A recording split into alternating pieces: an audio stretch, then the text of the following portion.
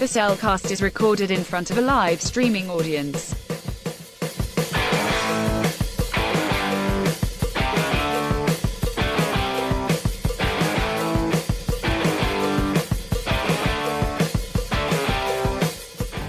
Hello and welcome to another episode of The Cellcast.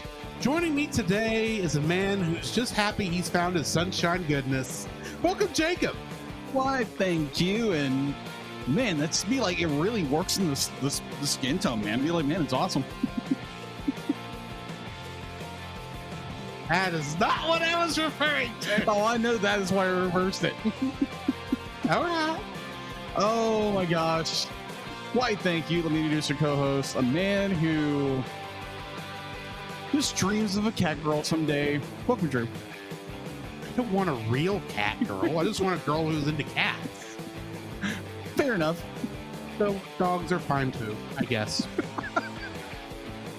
Anyway, how are you doing, Jacob? Man, I'm doing good. Oh gosh.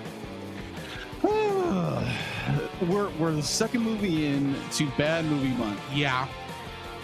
This one's a doozy. Let's just say that. I warned you. We've been teasing this one for 2 years. Yes, we have. And I plug it, I put it in, watch it, 8 minutes in, I'm like, oh my gosh, what did I get into? Was it around the time of the Naked Mole Rat Ninja Turtles? Close. Was it about the time the chocolate squirrel was blowing chunks? Because he was so happy? Maybe. Yeah, don't remind me. Was it around the time that Sunshine Goodness stared deep into your soul, telling you you shall never escape the heck that is food fight? Maybe. Oh, but other than this movie, I have been doing very well. Very well. Me and my girlfriend went bowling. Probably spent a little too much money bowling, but nuance. Let's see. It has been an interesting week so far. It's felt like it should be like Thursday already because I woke up Hard day at work? Hard 2 days at work? Hard 2 days of work. Let's say that. Okay. Other than that, it's been pretty good. Yeah, it's been pretty good. How about you? I've had a pretty good week. I made apparently a very popular chili for potluck. Indeed. So that's actually reason to be happy. Yeah. But other than that, it's just been a regular kind of week. Okay. Did stream again yesterday for the first time since April. Really? Yeah. Or How'd game that- stream, I should say. How'd that go? Well, I say first game stream since April. I've done a couple of little ones thinking I'd get back into it, but was not really feeling it. Mm-hmm. But I thought it went pretty well. It was pretty much just Paul J. Powers was in there for a little bit before he had to leave, like right after I started. Yeah. Just long enough for him to tell me, by the way, your game music's too loud to hear you. It's like, oh well, thank you for letting me know. And then Geek Devotions and or Dallas and Celeste were in the chat for a little bit. Mm-hmm. But yeah, that was a good stream. Go check that out on the video on demand there over there on our Twitch channel, the Cellcast Gaming, and watch me try to save Master Roshi from Cthulhu with the help of Krillin's monks. What game are you playing? Dragon Quest XI. Oh, I am not giving an accurate description. I'm just saying this is what it looked like. Gotcha. Oh, by the way, I'm Android 17 by that definition. Except I called him Trunks. I literally named the character Trunks because I thought, hey, this kind of looks like future Trunks. Much later in, no, the character looks much more like Android 17. But anyway, I still need to get some clips made up for that. But other than that, I've had a pretty good week. So Jacob, I have a question for you, my friend. What have you been watching? All right. So what have I been watching? So I was able to attend a Bible study this past weekend with For the Drew first time in 7 weeks. 7 weeks. You know. I think it was 7 weeks. I really wasn't counting. I'm estimating. Yeah. Admittedly, 2 of those I fully understand. Mm-hmm. One of them I wasn't there for because we were too busy watching Wrath of Khan. True. The other one, I probably should have stayed home, but I still went after we went to the baseball game, and Yeah. you were pooped. Yeah. I was pooped too, but I still showed up. But anyway, anyways, so what I've been watching, so we watched Spaceballs of all movies, because apparently one of the what was his name?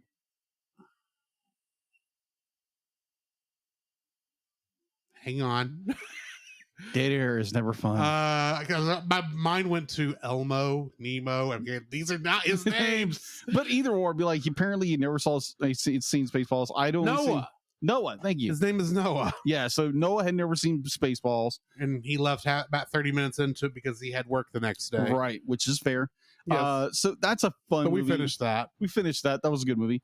So another one of those I can quote incessantly. So the other day, I watched the movie we're reviewing for today. The other day, I think it was yesterday. So I watched it, and I will have my opinions later on. And so I need a palate cleanser. Fair, very fair. Yes, I need a deep scrub. Let's say that. What was your scrub? Gundam 00. That would do it. And I've not seen it, but Gundam, that'll definitely cleanse your palate. Yeah, a little bit. I think I watched like the first 2 episodes. I'm like, wait, so your whole organization's goal is to stop war with starting wars. Anybody who has conflict, we're going to come in and pulverize you for doing that. So you basically become a group of terrorists that are trying to trying to be peacekeepers with starting wars. They're not terrorists. They prefer to be called vigilantes. Yeah. I guess. I don't know. I've not seen this one. Yeah, so did Arrow. Like, oh yeah, I'm just trying to, protect my city by killing every single person on this list. Okay, Punisher. But as I watched that, be like, it's one of those. I don't know yet. I really don't. I watched it and I was like, let's go somewhere else. So I finished Stranger Things season 1. Really good. That's the only season I've watched. And I'm getting into season 2, and it's just like, oh my gosh, what happened to this character? What happened to this character? What's going on? And then it's like, oh, that's what's going on. Oh, this is going to end badly. So does that lean you towards or away from playing Dungeons and Dragons? I don't know if the Demigorgon is going to come up in the campaign that's in the process of being planned. So the what Drew is referring to is that our friend Chase wants to do a Dungeons and Dragons game. Well, a lot of us have been wanting to do it, and we have invited Jacob along with us. Yeah. Even though we are aware that there is a possibility of being overwhelmed. Yeah. No judgment. Yeah. Still think you should play a werewolf, even though he won't allow it. Of course, people want me to be a werewolf. Or maybe make up a race, a Lupin. A Lupin? But not Lupin the Third. Anyway. Right. Just a cunning thief who just wears a wolf mask. But you could play a rogue named Lupin. That would be really... That would you definitely not be playing well into his reputation at level 1 when you have no stats to speak of. Right. But anyway, yeah. So I'm definitely gonna push forward to watching Stranger Things. I thought it was really good. It's very well good storytelling, and I'm curious where this is going now. All I can say is, Dustin, what are you doing? I have no idea because, like I said, I've seen season 1. Yeah. Technically, I watched the first episode of season 2, but I have no idea what was going on. Oh, okay. So I don't remember. So if I was to go back, I would at least have to start at season 2. I got you. Episode 1. But all I know is I've seen the memes after that and go, how does this connect into this?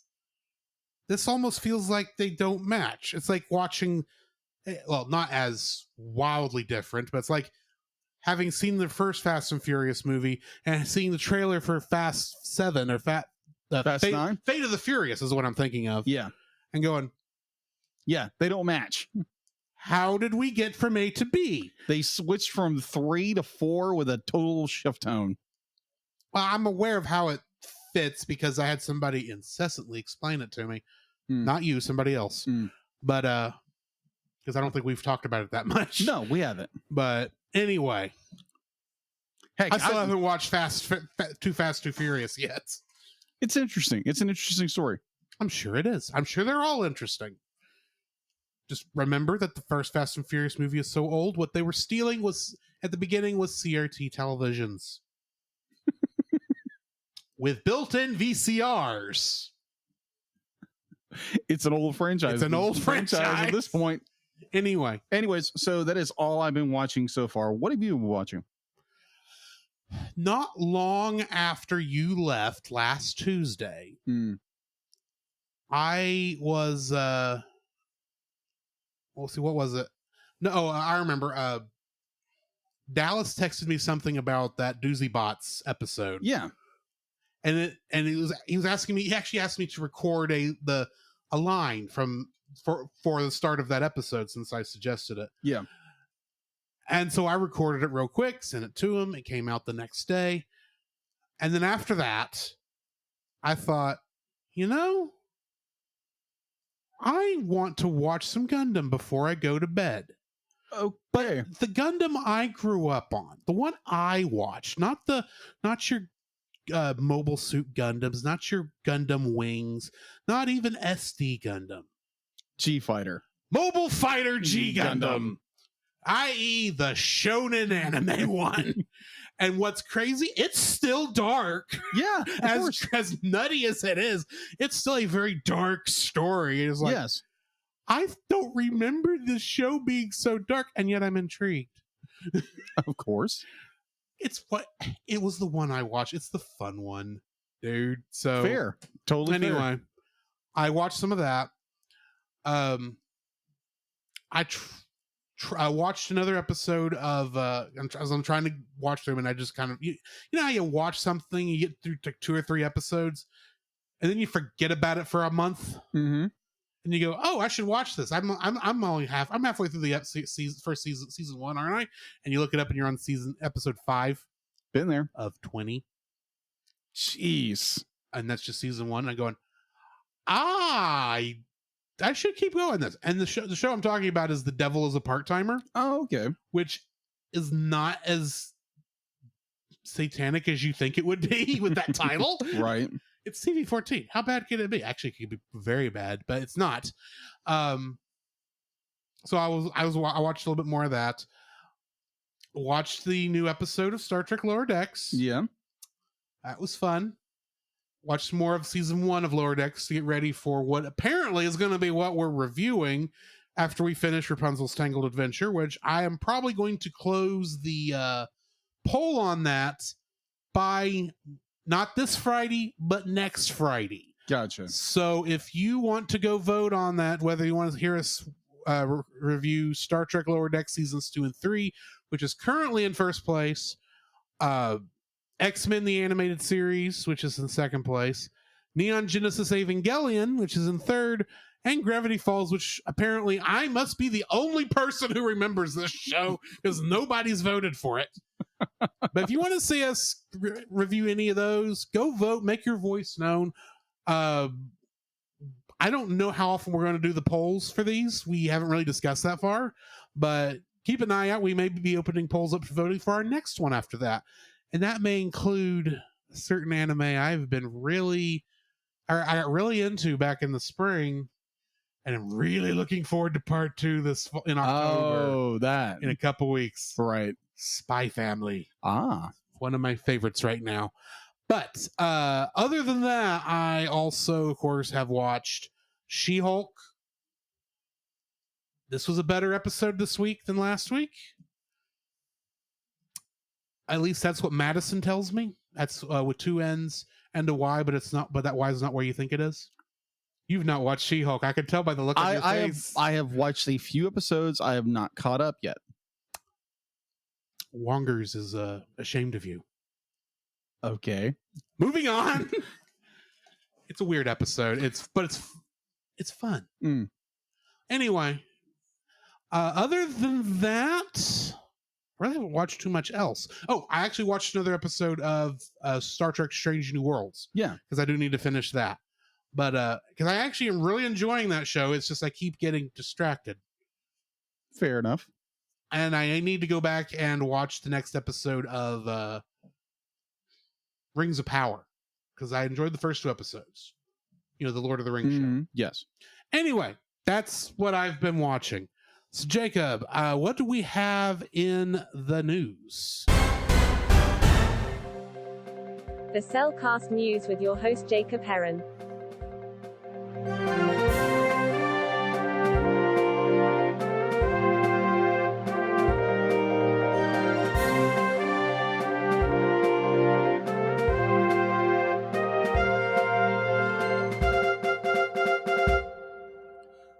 Why, thank you. Let's go into the news. Thank you, Dealet. So last weekend, I believe it was, that the D23 Expo was going on in Anaheim, California. Mm-hmm. This is Disney's big exclusive thing where they show off everything that's going to go on the next couple of years from their conglomerate of different studios and IPs they have, including Lucasfilm, Marvel Studios, 20th Century Fox, and numerous other things. So the things that kind of popped out to me and I thought would be more relevant to what we do here on the Cellcast. They released information on, they actually released a trailer for Star Wars Tales of the Jedi, a brand new 6-part animated short featuring let's see, parallels built around the Jedi from the prequel era, journey into the lives of two different Jedi, Ahsoka Tano and Count Dooku. So that'll be coming out, I think, next year, I believe. Okay. Next year or like late this year. That looks interesting. There again, I have not watched all of Clone Wars, the Bad Batch, or Rebels. So I'm just, way behind in everything, but that's no surprise to nobody. We just give you a hard time for it. Of course. And pray you never bring up our backlogs. But also at D23, they also debuted they released the first trailer for the live action adaptation of The Little Mermaid, which will be released in theaters on May 26th, 2023. Okay. Yeah. Did you see the trailer? I've not watched the trailer yet. Okay. I enjoyed it. In fact, I haven't watched any of the D23 trailers yet. Oh, okay. Some more fun. Okay. Other than that, I enjoyed the trailer. I enjoyed, they really show much. They just kind of show, be like, oh, here's the scenery. Oh, you get to hear the classic songs. Mm-hmm. You get to see Ariel for a split second. And it's just like, that's going to be interesting. Okay. And I will most likely go watch it in theaters because there again, I'm a sucker for The Little Mermaid. Fair. Did they at least show Ursula? No, they haven't. Okay. We know who she's going to be. Yes, but I'm curious how well that Ursula, the effect on Ursula is going to be a lot harder than anybody else. Right. Agreed. So that's the one I'm the most curious of, especially because I hadn't seen who's playing her yet. Oh, you haven't? Oh. Who is it? Oh, her name eludes me for the second. Of course, I asked the question, and it yes, swam away from your mind. Yes, exactly. Oh my gosh, that actually scared me. Yeah, told you. Me. Yes, they give a comedian the role of Ursula. That's funny. That's hilarious. I'm curious to see what that's going to look like. I can see it in my mind. It's like, oh gosh, this is going to be either really good or really bad. Hey, she's already played a Marvel villain, technically. Oh, she did. That's right. In Love and Thunder, she played knockoff Kate Blanchett. Watching that movie in the theaters, yeah, I'm like, oh, that's McCartney. Oh my gosh. And the thing was, that was the thing when I was watching that myself, and they're showing them acting. I go, oh wait a minute, I recognize what scene they're acting out. Who's playing Kate Blanchett? I love how that's how I only remember the characters. Kate Blanchett. Hella. Hell. Who's playing Hella? Not Hella. Hell. The character's name though is not Hell. It's Hella, isn't it? I don't know. I don't remember. I feel bad now. Anyway, Think and he goes, oh, it's Melissa McCarthy. That makes a sick amount of sense. it does. Anyway. Yeah. So that is all I have for news. All right. Well then, why don't we go ahead and get into the meat of this episode with the spoiler-free. Well, it might be spoiled. I'm not sure. Yeah, but the attempted spoiler-free portion of our review of Food Fight. Certified fresh and spoiler-free. Boy, the food puns are going to be bad tonight. Just like they were in this movie. True. This is spoiled all over. This is the first time I have watched Food Fight. Yes. However, I was aware of it because I had seen many YouTube people reviewing this movie. Mm-hmm. I'd seen John Tron's reviews, which made fun of it pretty good. That's actually how I learned about it. Mm. And then Nostalgia Critics look at it. Oh, geez. Yeah. And I didn't, when I saw those, that's not what made me put it on the list. It's just those were fresh in my mind when we talked about Bad Movie Month initially 2 years ago. Yeah. When I bought this movie for $2. Fresh in box. Fresh in box. Still had the original shrink wrap on it until last Thursday. Oh, yeah. It should have stayed in the box. No, I mean, okay. When we get into what happened with the production of this film, it gives you better context for the shape it's in. I agree with you. However, I'm going to just say that even if it was in the shape it was originally supposed to be in, this wouldn't be that good a film. True. So for those who don't know, I'll go ahead and give a quick explanation of what this is. This is basically Wreck-It Ralph, but with characters in a supermarket. Yeah. A lot of it's based around these characters called Ikes that are the icons for the brands that they are representing. So, for instance, Mr. Clean represents all the Mr. Clean cleaning products. Hawaiian Punch guy represents Hawaiian Punch. I can't remember the character's name. Yeah. I'm trying to think of some others. The tuna fish guy whose name I can't think of. Charlie the Tuna. Charlie the Tuna, yes.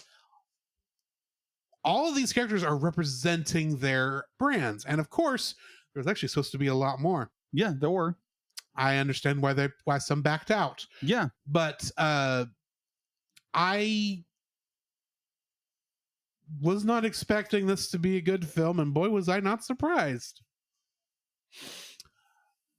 Because every scene I'd seen of this before was completely out of context. And, you have that certain hope in your mind when you see some of these reviews. It's like, okay, yeah, you're cutting out the boring bits to get to the stuff you can easily make fun of. Yes. That's how these reviews go. Surely, and I don't expect it to be cinematic gold watching it, uncut. Gold turd. But I thought maybe this will make more sense in the context of the story. No, it doesn't. No, it doesn't. They skipped a lot of scenes, and a certain character, I couldn't even understand what he was saying. And since there were no subtitles on this disc, I have no idea what he said. And he was giving out plot points. Which character? The Weasel. Fair. I couldn't understand this character. Don't. Yes. You know what the sad part is? Oh my You know what gosh. the sad part is? That's the director in his cameo role. That's oh gosh. And I couldn't make out a word he said. I can understand a little bit like when he would actually talk to the audience, be like, "You don't like me, do you?" Yes, I got You some think? of that, but half Wham! the time it's like, what? I can't. When he's talking to Dex, it's like, I don't even know what you're saying. Doesn't help that nobody's mouth movements are matching what they're saying, but Oh, I'm getting into the God. review. Uh-huh. Let's move on. Let's keep talking. Let's get back to the spoiler-free stuff. I was not expecting gold. Like I said, I was not even expecting bronze. I was expecting at least something on par with like a Barbie movie in terms of it was obviously made for a quick buck, but ultimately it's not something we'd want to watch as adults on a regular basis. Right. It would be harmless for those. I was expecting something along the lines of Ugly Dolls or Wonder Park or the Emoji Movie. Oh, jeez. The And Emoji Movie is better than this. that's what's weird. That is sad. That's so weird. Really sad. And I don't even mean from a technical perspective. Granted, like I said, in context, I understand why the production of the movie is in the shape that it's in. Yeah. But the writing is atrocious. Yeah. It's not even, they didn't even bother, even if it's going to be a piece of human excrement, Yeah. you expect it to be a polished ball of human excrement. Right. This isn't even that. No, it's not. This is, I wouldn't even call it human excrement. It's puke. This is In so puke. many ways, yes. In a lot of ways, yes. But I will get more into my thoughts in the the very spoiler-filled Yeah. section of our full review. Jacob, what are your thoughts? I will describe this movie as a can of tuna that was effective in the manufacturing process. Went to the store. No one bought it. It stayed on the shelf until its expiration date. And then the store director decided, hey, let's put it on clearance. Someone will buy it. It was bad from the start. Yeah. To give you a small insight from behind the scenes on the Cellcast, I go to watch this movie on Monday. Oh, hang on, let's back up. I went and put this in on Thursday after we got done with our other Bible study. Yes. And I go and put it in, and I get a couple minutes into this, and I pause the film. Yeah. I know a certain character, and I take a picture. Gosh, and yes. say, can you guess what cinematic masterpiece we're reviewing next week on the Cellcast? And I put her cold, unfeeling eyes staring deep into your soul. Yes. And that was before the story got started, really. Yeah. It's like, and I'm already feeling the pain. Yeah. And there was a point where it's like, I'm watching this because it's a train wreck. You don't want to stare, but you can't look away. Sorry, continue. So I just want to put my part in context first. yes. So I'm watching this on Monday. We record on Tuesday. So I'm watching it and I get probably 8 minutes in. I'm cringing the entire time. And I pause it. I'm just recoil every 2 seconds of what I'm watching. Mm-hmm. And I text Drew. It's like, what? I can't remember what I texted. Be like, what in the world Hang on. did we get ourselves into? I'm 8 minutes in or 17 minutes in. Let's see. I'm only 17 minutes into this piece of crap. I later texted you at 9:32 after I was done with the stream and asked, did you survive? And you said barely, with the sweating emoji. Yes. We just keep referencing that movie over and over again. Do because like we said, that may have been the best movie of the month. Yeah, this in hindsight it probably is. and we rate that sucker low. Wait till you see this. My gosh. I can say there's little points here and there that are like, okay, that was interesting. Okay, that was kind of cool. And the rest of it is hot garbage. And the minute you think, oh, that's clever, that 3 seconds later, what am I looking at? And it usually involves Lady X. Ugh. We're the humans. Oh, geez. Anyway. Oh my gosh. That triggered watching the Christopher Lloyd's character. Oh my gosh. He was the most human.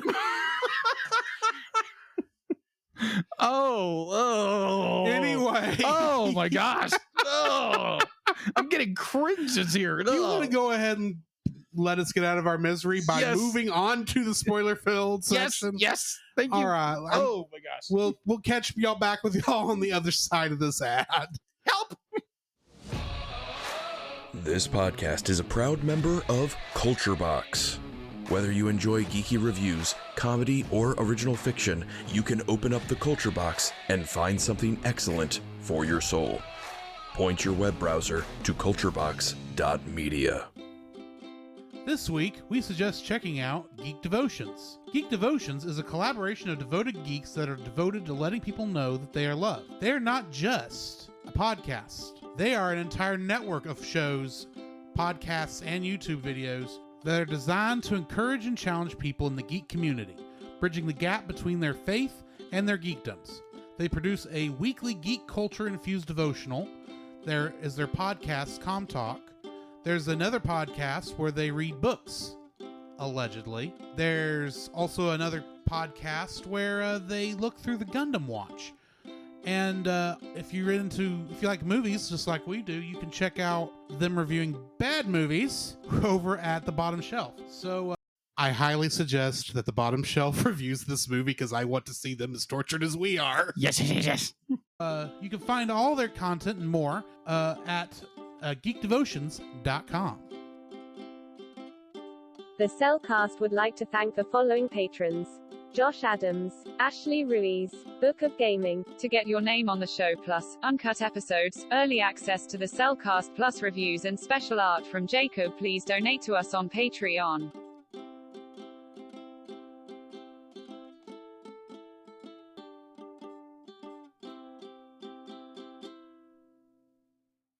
I still need to add another name onto that list, but that will be coming soon. Yes. And I'm actually working. I've sent you the pencil work and the ink work for this month's Patreon work. And I'm waiting for the final one so I can upload them all at one time. Yeah. And or I guess I could tease it out, but anyway. No, what I would do is load it as one file and like, oh, here's all the stuff, and I'll send you. I did a time lapse of me just doing inking, so just send that out there, and then a week later I can put it all out. All right. So yeah, for patrons, be like, yeah, art is coming. So I hope you guys are going to enjoy it. It's part of we did a reaction to a movie with this character in it. So yeah, I thought it's been fun drawing it, so I hope you guys enjoy it. And maybe like a week or so. The following is a spoiler-filled review for the movie Food Fight. Listener discretion is advised. Yuck. And viewer discretion for watching this movie is heavily advised. Yuck. Food Fight was written and directed by Lawrence Kasanoff. Do you know what movie from the 90s he wrote? No. Mortal Kombat Annihilation. Oh. Explains a lot, doesn't it? It does. It was also written by Joshua Wexler, Brent V. Friedman, Rebecca Swanson, and Sean Catherine Derrick. Nice. Cast includes Charlie Sheen as Dex Dog Detective. And in 1993's The Three Musketeers, he played Aramis. Good movie. Hilary Duff was the voice of Sunshine Goodness. And she was Lizzie McGuire in the Lizzie McGuire movie and TV show. And I'll be like just more trivia on that. Mhm. Originally, they were going to do a reunion TV show on Disney Plus of the Lizzie McGuire. Thank you. But apparently Disney Plus decided to pull it, which is sad. I didn't watch the show, so I don't know. Me either. Eva Longoria was the voice of Lady X. And she also she's more famous for playing Gabrielle Solis in Desperate Housewives. Wayne Brady was the voice of Daredevil Dan. Oh. He is an improv comedian and was a regular player on the television show Whose Line Is It Anyway? Good actor, good comedian, terrible. Ugh. Christopher Lloyd, who played, and I'm not kidding on this name, Mr. Clipboard. Why? I don't know. Terrible. He played Judge Doom in a much better movie, Who Framed Roger Rabbit? And he was Doc Brown in Back to the Future. Mm-hmm. And he played a Klingon captain in Star Trek III, The Search for Spock. Yes. Very good movie. I'm trying to think of his name. Koloth? No, not Koloth. Anyway, doesn't matter. Chris Catton played Polar Penguin. And he played Keiki in Hotel Transylvania 2. Oh. Keiki was Dennis's monster TV monster thing he liked. That the Muppet that Vlad turned into a demon puppet at the near the end of the movie. Oh, yeah. That Keiki. Got it. I'm trying to go with stuff that I know was better for all these actors to prove that they have a much better range than this movie would allow you to believe. Larry Miller played Vlad Chokul. Oh, dear and Lord. He played Walter Stratford in 10 Things I Hate About You. Oh, Ed Asner played Mr. Leonard. And Mr. he Potato Head. was Carl Fredrickson in Up. Oh, and Mr. God. No, he wasn't Mr. Potato Head. No, he was Mr. Potato Head. That's right. He was someone else was Mr. Potato Head. That's right. Different actor. Sorry. Yeah. Jerry Stiller played General X. And he played Arthur Spooner in The King of Queens. This is the short one, the Napoleon guy. Yeah. The short general. Yes. Not the other one. We'll get to him in a minute. As I said earlier, Lawrence Kasanoff had a cameo role as Cheezel T. Weasel. Harvey Firestein played Fat Cat Burglar, and he played the character of Marty Gilbert in Independence Day. Cloris Leachman played Brand X Lunch Lady. And in the movie Young Frankenstein, she played Frau Blucher. Robert Costanzo played Maximilian Moose. And he played Sergeant Vito Lorenzo in Die Hard 2, Die Harder. Oh, gosh. And last but not least, Jeff Bennett played Lieutenant X. Yeah. That's nice. This is so satisfying. And he is Johnny Bravo. Really? He is Johnny Bravo. Oh, my God. Now I can hear it. Oh, my God. And that just makes you feel so much worse. Oh, gosh. Which leads us into the Kingdom Hearts connection, starting with Mr. Jeff Bennett. Because he also, in Kingdom Hearts, played the mayor of Halloween Town, Mr. Shmee, Beryl, Lumiere, Merlin, Large Beagle Boy, Small Beagle Boy, Geppetto, and Bashful in Kingdom Hearts. The man's talent was wasted. A lot of these very talented people was wasted. Harvey Firestein, who played Fat Cat Burglar, also voiced Yao in Kingdom Hearts. That's one of the guys in the Mulan level. Her groupies, the group, the main guy she hangs out with. Yeah. In her squad, I should say. Yeah. James Arnold Taylor, aka Mr. Ha Ha Ha Ha himself. In this movie, played Dr. C. Nustrix, aka the doctor guy with the giant nose. It's impossible. And he was additional voices in this film along with that. He also played the Prince and Captain Jack Sparrow in Kingdom Hearts. Kingdom Hearts? This is Kingdom Hearts connections. Yeah. James Earl Taylor played Captain Jack Sparrow. And which Kingdom Hearts? Both. Oh. 2 and 3. Oh, okay. Gotcha. Both times he showed up. Okay. You didn't know I only Pirates of the Caribbean was in Kingdom Hearts. No, did you? I know. I'm fully aware that Pirates of the Caribbean. I only thought it was in 3. No, it's also in 2. Okay, fair enough. Believe me, it's in 2. I still have nightmares for the first time I tried to play through the second half of the Pirates level and not being able to beat that one boss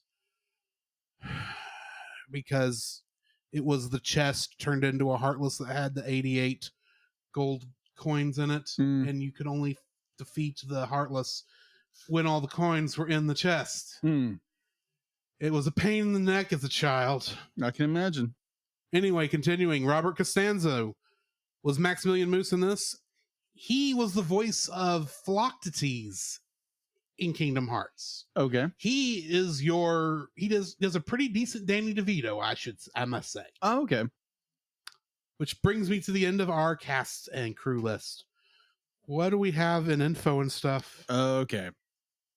All right. So the movie, I'm there again. I am not going to pull and I'm drawing a blank, but either or. PaulJPowers.com. Thank you very much. much. The master interrupter. Yes. I'm not going to pull Paul this time because it just like... Ugh. Because this isn't worth it. No, it's not. IMDb has a 1.3 out of 10. That's saying something. Yeah. You can basically watch it anywhere for super cheap. Including YouTube. Yeah, YouTube. For free. Whether that's legal or not is another matter entirely. Sure. Production was C47 Productions, Lionsgate Family Entertainment, who eventually they were just the ones who had to put it out on video. I don't know. They did produce they were the main major productions in the early part. I did forget about that. They Sorry. were. Natural Image, Skyark Media, Freehold Entertainment. It was distributed. Oh, you forgot who technically the legal copyright holder is now. Who? Firehouse Insurance Company. Interesting. Yeah, more on that later. All right. It's distributed here in the United States by Vivo. That's it. Vivo. Or Viva. Yeah. Viva something. Viva Pictures. It was released. It did not get a theatrical release, obviously. Well, it did in certain countries. It was released on June 8th. It was released in June of 2012. To Walmart. I remember the day we poured that box of DVDs into the $5 bin. I'm glad I waited 10 years to save $3. All right, so box office, obviously it went direct to video. Food Fight was released in a limited release in the United Kingdom, grossing approximately £15,000. Ticket sales for a single week in theaters. Home release was February of 2018. The film was released on VOD and was released on DVD in the United States on May 7th, 2013. Sequel? Nope. Never going to happen. Never going to happen. Ever. This does not even make cult classic status. No. Because that's the thing. There are other bad movies out there. Yeah. That have reached cult classic status that they could make sequels to. I mean, Sharknado has 5 movies and they're all bad. Yeah. But everyone loves them. Mm-hmm. Well, a lot of people love them. Anyway. Yeah. This is not one of those. All right. So. Oh, right for the summary. Yeah. Summary and trivia. When night falls at the supermarket Margatropolis, the store's products mascots, Ikes, come to life and interact with each other. Heroic serial mascot, Dex Dog Detective, is about to propose to his girlfriend, Sunshine Goodness, a raisin mascot, but she goes missing just before he is able to do so.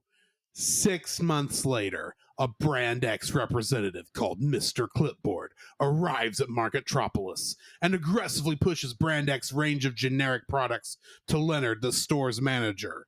In the world of the Ikes, the arrival of Lady X, the seductive and Brand X detergent Ike, causes a commotion at Dex's club, the Copa Banana.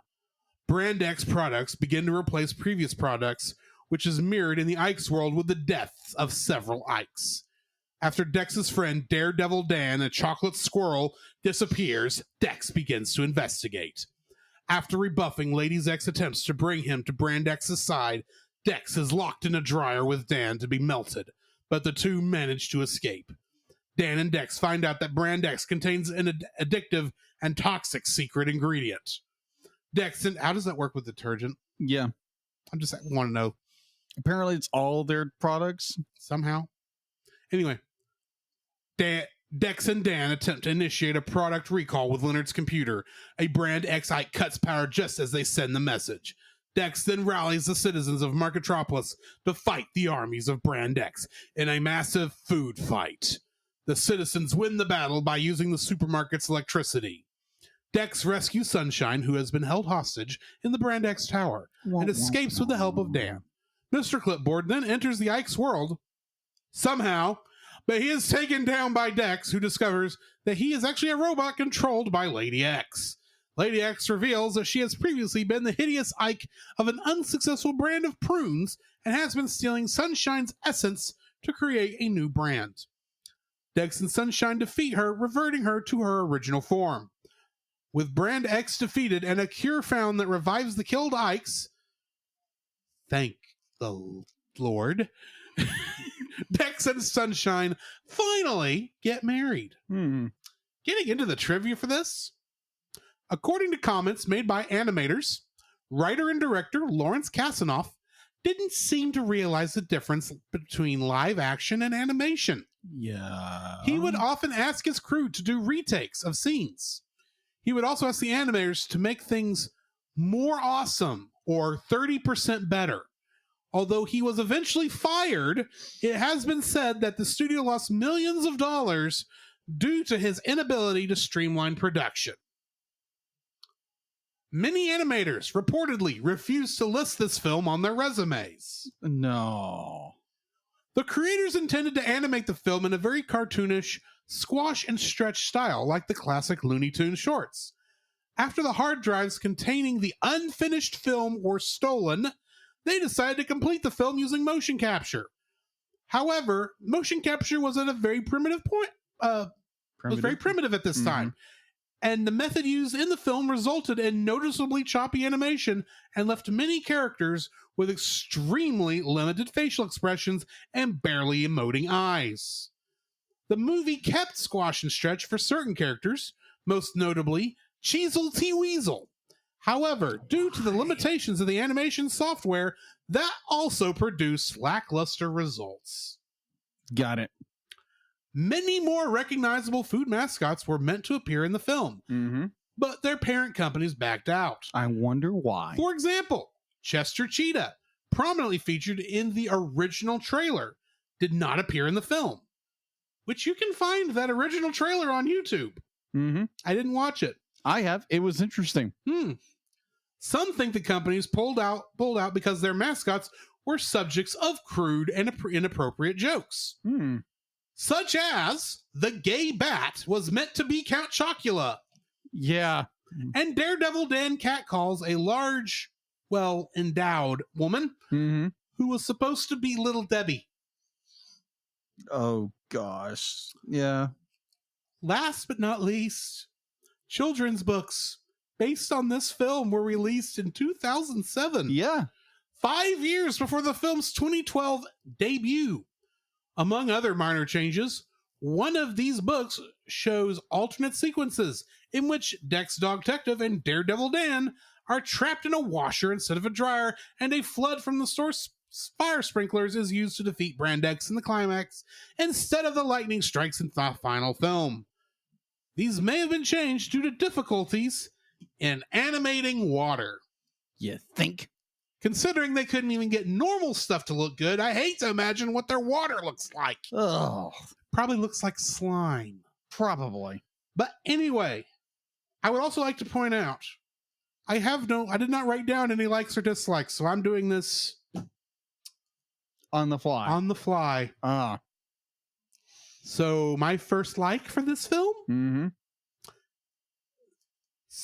much like last week, there was some thought put into the world building of this film. Yeah, agreed. There was Some, not a lot. And a lot of what they do does kind of make sense. Admittedly, when I saw this on the 2 review shows I talked about, Yeah. I couldn't understand how any of that worked. But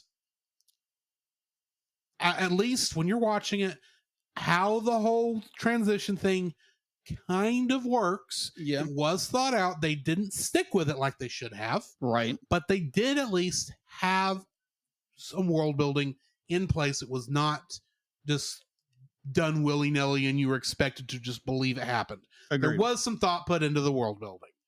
What's your first like? My first like, it had an interesting soundtrack. I'm not saying the songs were good. They were kind of catchy. Mm-hmm. They had like good, interesting beats. Be like the musicians behind them knew what they were doing. Yes. And I thought that was very, I'll be like, Possibly because they were not writing specifically for this film. exactly. But the sound, the music played in the movie was decent. It was pretty good. Okay. That's my first like. What's your second dislike or like? My second like, believe it or not, is Dex Dog Detective. Really? This is admittedly before Sheen went crazy. Mm-hmm. Half convinced this film might be the reason Charlie Sheen went crazy.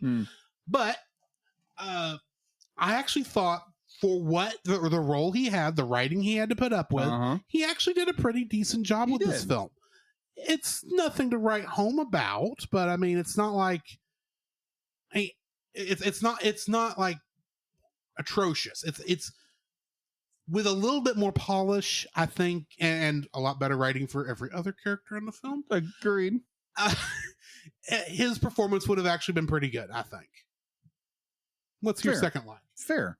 My second, speaking of Dex, I like this is gonna be a little weird. The texture and lighting they use on his coat and hat. Okay, yeah. I really enjoyed it because they really did some due diligence in working on that. I thought it was very well done. And like every time that, not the white hat and white coat, but his brown coat and his brown hat, more. I will say they both worked. They both work. It's just the brown one looks better. It does like be like there again. That's more like like an Indiana Jones kind of look. But I mean, instead of trying to be Casablanca. Exactly. Which apparently was one of the inspirations for this film. Yeah, I saw that. Yay. This director had very high hopes and high dreams of this film. He wanted his studio to be the next Pixar. Yeah. Anyways, yeah, there was the effects on his hat and effects on his coat look very well done. Okay. What is your third like? My third like for this film,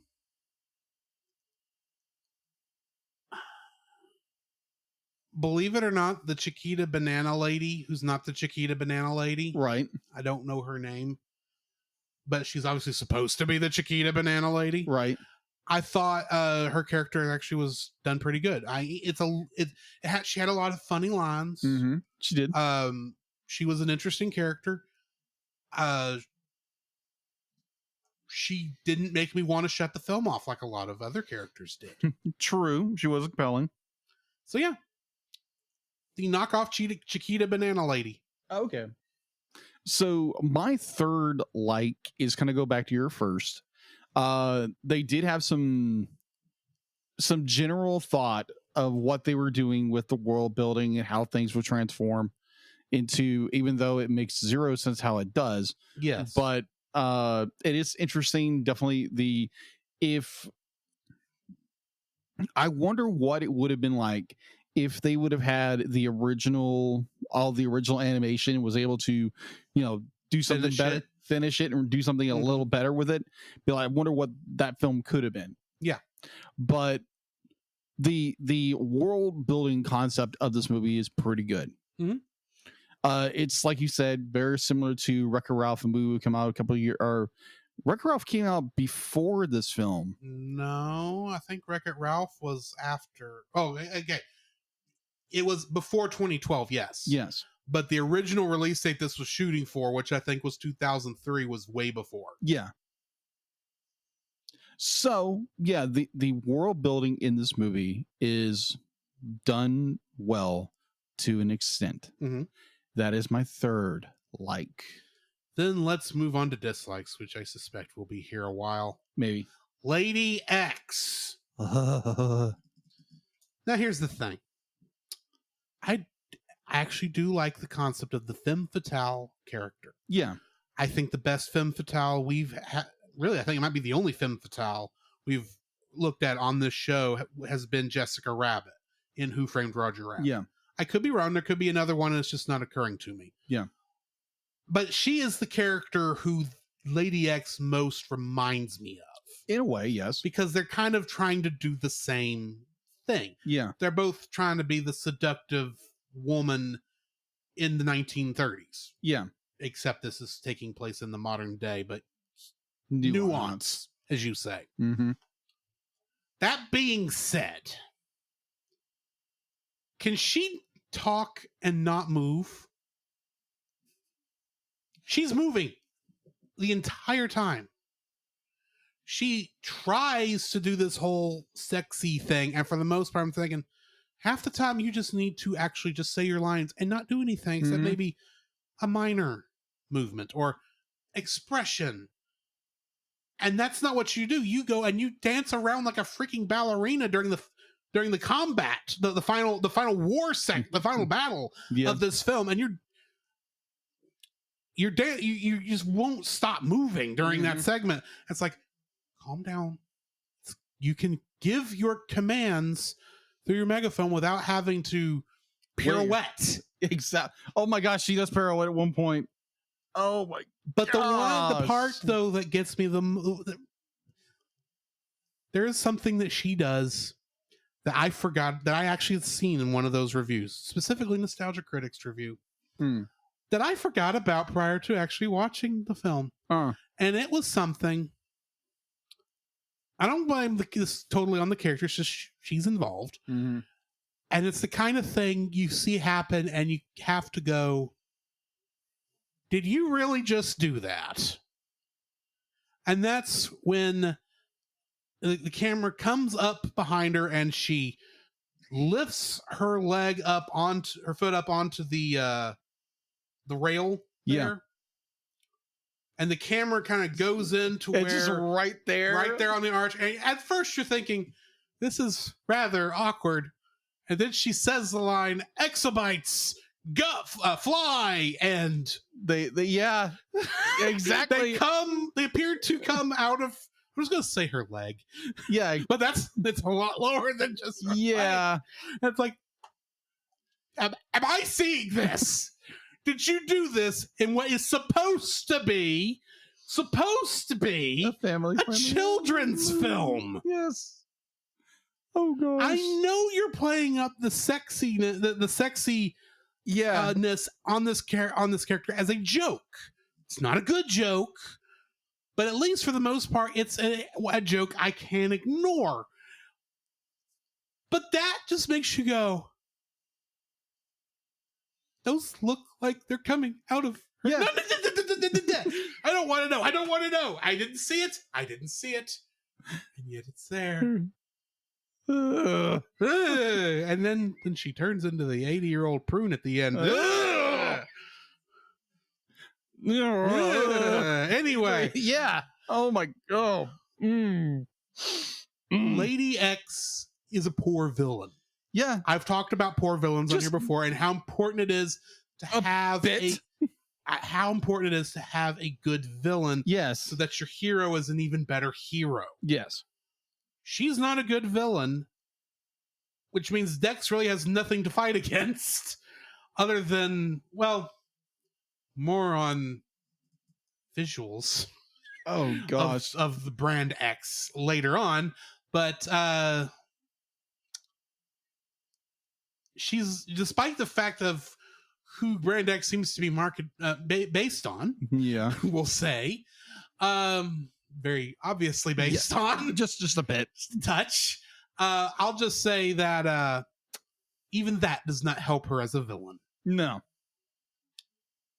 Anyway, that brings me to the end of my first dislike. What's yours? I'm gonna plunge the dagger right into the heart of how this train wreck of a movie is. The animation is crap. Oh, that goes without saying. It'd be like for what happened, you have stolen unfinished animation. Yes. They have to go back and redo everything. But oh my gosh, we are talking choppy animation. We're talking like the lighting's bad, lip flaps, everything. Dead eyes. Dead eyes. Every character has dead eyes. Mm-hmm. They all look like they have no soul. Mm-hmm. And in the case of Sunshine Goodness, she's hungry for a soul. Oh gosh, this is I'm more sorry, like she's cringe. the one that has the worst facial animations, and it does look like she's possessed. Yeah, exactly. Oh my gosh, but it's just like I could go on and on about how terrible this animation is. There are moments where it, like, a character is saying something, there's no lip flap. They'll be like, there's lip flap, it doesn't flip, it doesn't match at all. Doesn't match, doesn't flip flap or nothing. Like you have like character animation of like Lady X. There's a point where she turns her head to the audience, obviously talking to one of the main characters, Mm-hmm. and it's literally, it'd be like, it's not even right because you see the post on the neck and you see the head here. I'm like, oh my gosh. Be like, they just popped this character's head out of joint and is now just facing it that way. I'm like, oh my gosh. And like, don't get me started, because when I text you 17 minutes in, it's like every frame, it's like, oh crap. And that's her introduction. That's her introduction to this film. And it's like, you have like characters are stiffer than a brick. Be like, it's like you're trying to move around a doll that's been sitting in storage for 40 years. Like, everything's locked up and you got movements that are just so jagged like a robot. Yeah. It's so horrendously terrible. Like, I'd be like, I'm trying to think of, be like, this is probably the worst film animation wise I have ever seen so far in the Cellcast history. Question. No, I rescinded the question because I got to thinking the only other movie I would say has that we have actually talked about that might get close in terms of badness as this one would be Thief and the Cobbler, but that's not because of animation, if I'm right. Yeah. So I that's why I'm rescinding the question. I would say Thief and the Cobbler for when we do that that on Retro Rewind. We did that on Retro Rewind. We will do that on this show eventually. I actually enjoyed the animation in that movie. I thoroughly enjoyed it. I spoke before I thought, and I thought that's why I rescinded. Yes. This animation, oh my good Lord in heaven, Jesus Christ. Wow. PS1 games look better than this. Yes. That was one of the thoughts. It's like, did they just pull a PS1 driver and just, done here? Dude. Do you realize 30 years before this movie debuted, we had Reboot by Mainframe Entertainment, Beast Wars, same company. And you want to know what's interesting about both of those? They look better than this. Agreed. Oh my word. The animation is so terrible. And that was good animation, computer animation for the time. And it's stuff that we will probably both admit has not aged as well as we would like it to. It hasn't. This was spoiled before it got put on the shelf. Exactly. Oh, jeez, this is terrible. Animation, piece of crap. What's your second dislike? Oh, I'm going to keep going on this animation is crap thing. Because there were moments of animation in this that just made my head go. Yeah. Such as every time you saw the Brand X soldiers marching. Oh gosh. Now, granted, they are using the same thought process that goes into many dictatorship marches, where they're in precision. Makes sense. They are saluting as they walk. That makes sense. The problem is the Brand X salute is hold your hands up high, do an X, and then throw your hands up high, but you don't just wave your hand like this. Yeah. It's up, down, X, down, up, down, X, down. It's like, good night, you people are going to be worn out before you even get to the battle. And what's worse is it's not even like they're doing it in step. Yeah. With the marching. They're on fast forward. They are. They're doing like they're doing like 3 X's per step. Yeah. And I'm like, did y'all not realize y'all left this on the fast forward button on these frames when you obviously recorded the front line and then just composited each line behind it to save on the animation? Since you obviously weren't going to actually animate every soldier on this field, since they all look the same anyway. Yeah. Oh. And then there were so many times where you're looking at a location and you have to stop and go, where are they supposed to be? Yeah. Is this in the Ike's world? Is this in the Marketropolis market? And if it is in the Marketropolis market, having worked in a grocery store, and you having worked in a grocery store, there are certain places that are common. Yes. In all grocery stores. Yes. I couldn't follow half the time where they were going. Yeah. When they were in the store. But what gets me more than anything else, the thing that makes me have nightmares about this film, that's so bad, the humans. When they actually show humans. Now, granted. Oh, gosh. Mr. Leonard is okay. Decent. He's probably, since he was obviously a major character, they put more work into Mr. Leonard. Oh, yeah. And even though, by all technical accounts, Mr. Clipboard is not actually human. Oh, yeah.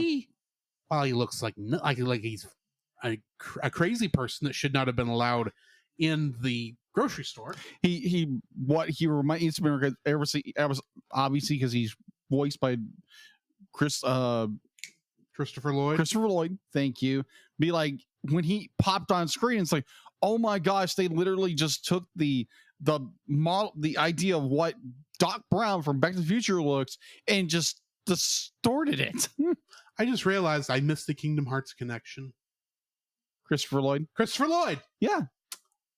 The third Master Xehanort. Yes.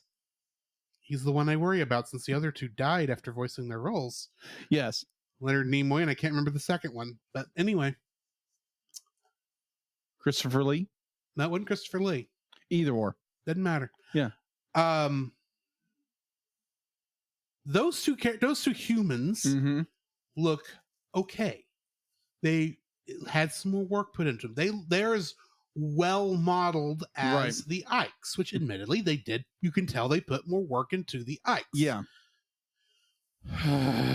But every other human, I'm convinced that the humans that they fell into the cart of, the baby and the mother, those are the only ones they modeled. Yeah. And they intended those characters to be horror monsters. Yeah. But unfortunately, oh gosh, they just copy and pasted them. Yeah. Any other time they had shoppers show up. Yeah. Except for the lady there at the very beginning. Oh. And good night. What are those things? Those are not humans. Those are homunculi. You're not kidding. Oh my gosh. Yeah. This movie is cringe beyond belief. It's a bad movie. Terrible. There's no two ways of getting around it. It's a bad movie. But the animation and the art style i.e., the two core things of every animated film that must be good, are horrible in this. And I think we've gone into enough detail as to why we say this is. However, I'm going to stop with this one thing before we go on to your second dislike. Okay. Did you catch who the on what type of computers in the credits that this movie was made on? No, I didn't. IBM. IBM. Okay. IBM's not really known for computer animation, right? Because I think this is the only film that used IBM computers. But this movie came out in 2012 officially, but it was originally animated in 2002. Or meant to go in 2003, and I'm assuming those where a lot of the animation was originally done. And I think I now know why IBM got out of the personal computer market.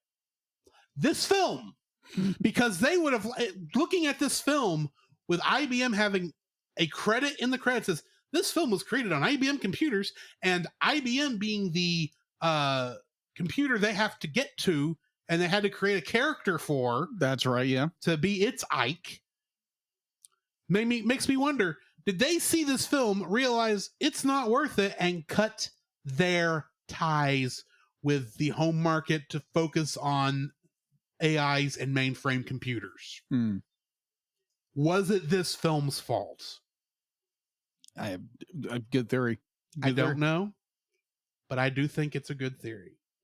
A cartoon theory. What's your number 2? My number 2, oh my gosh, like you hit it right in the head. The human characters.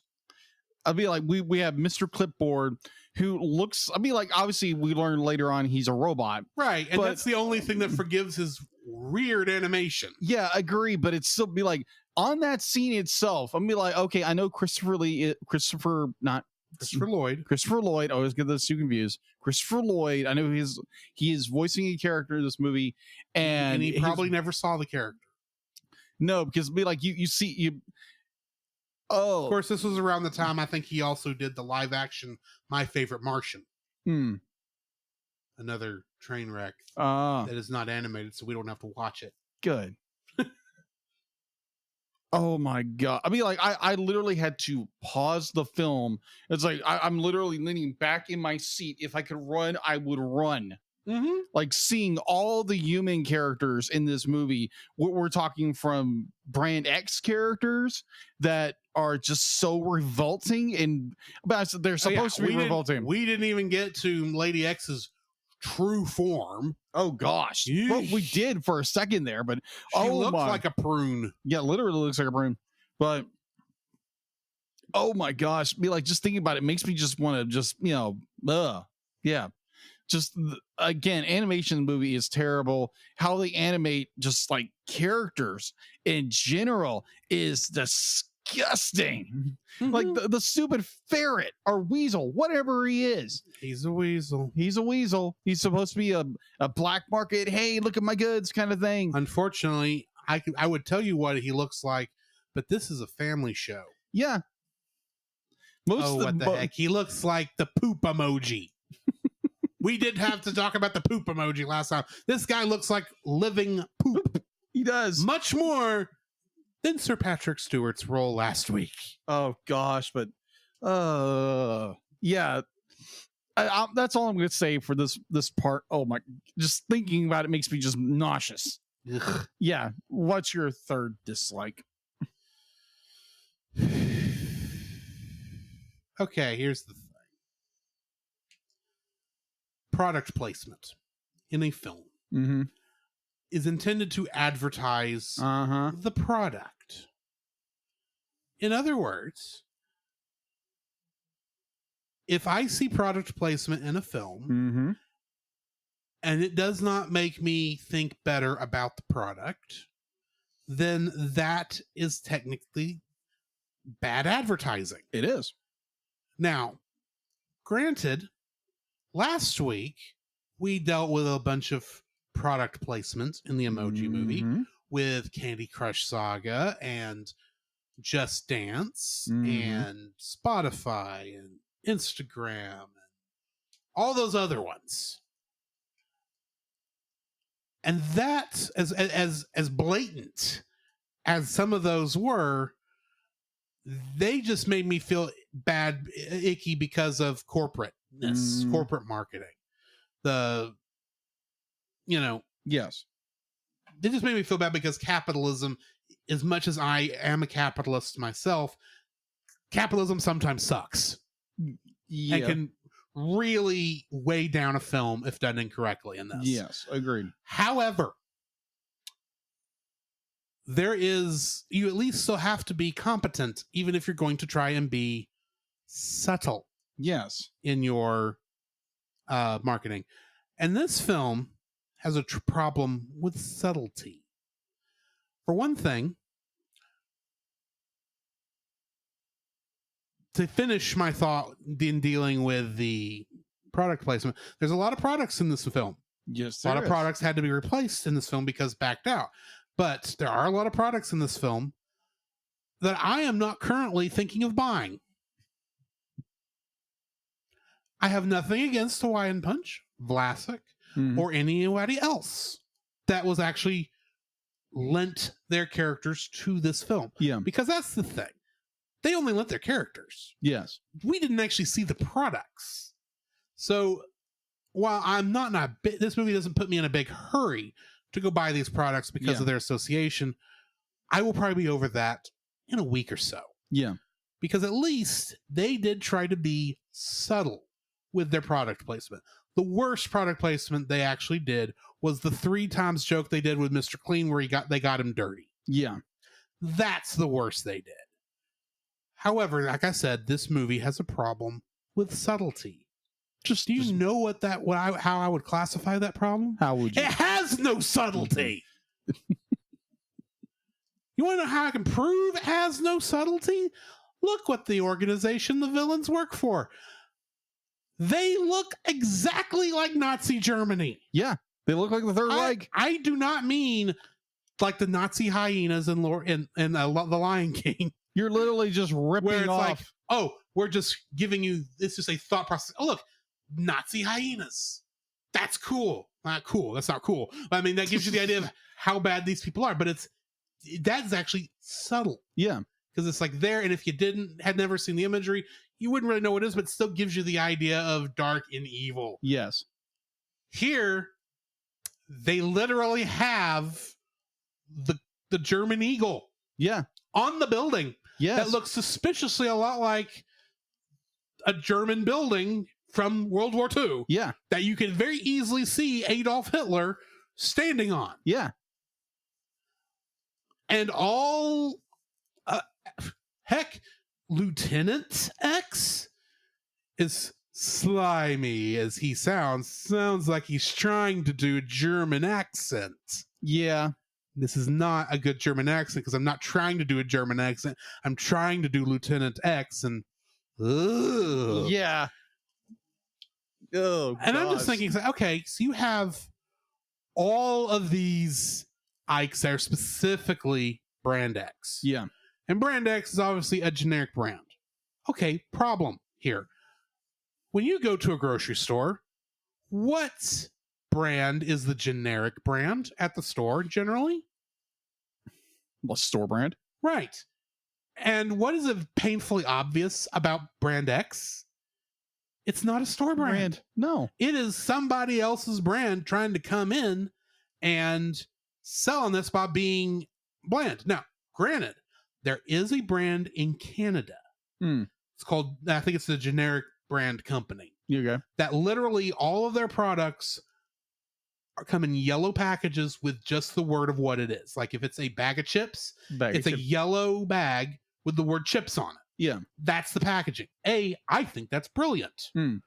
If assuming their food is good, their products are good, that might be something I would be interested in if I were living in Canada. Yeah. However, Brand X does not even do good on the products we do see in graphic design. Yeah. Doesn't even do good generics. Even 2002 generics in its graphic design. Literally, their stuff looks like someone like the whipped cream that they use in the battle. Yeah. That is literally what looks like a red can that somebody wrote with a marker the word brand X, whipped cream. And that's all it was. Yeah. It's like, even generics do a better job than this. This doesn't even look like you thought about it. Yes, I talked about that generic brand in the Canada, but that actually looks like it was designed to be like that. This just looks like someone needed to make a texture in 5 seconds.